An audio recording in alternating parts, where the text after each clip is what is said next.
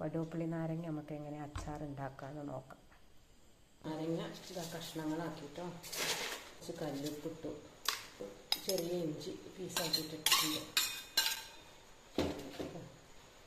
കുറച്ച് പച്ചമുളകും. മുളക് പൊടിയൊക്കെ ഓരോരുത്തരുടെ ഇഷ്ടത്തിന് ചേർത്തിയാൽ മതി കേട്ടോ. എരിവ് വേണമെങ്കിൽ എരിവിനനുസരിച്ചിട്ട് ചേർത്താം.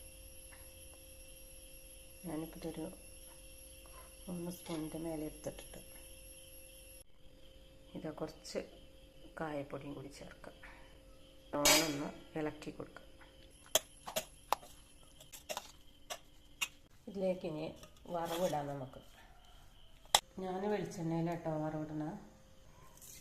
1 സ്പൂൺ കടുകിട്ട്, 4 വറ്റൽമുളക് ഇട്ട്, കുറച്ച് കറിവേപ്പില. ഇത് തിളപ്പിച്ചാറിയ വെള്ളം വിനെഗറും കൂടി മിക്സ് ചെയ്തത്.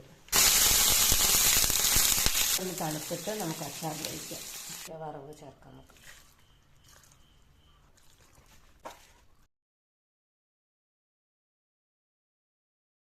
അച്ചാർ കുപ്പിയിലാക്കി.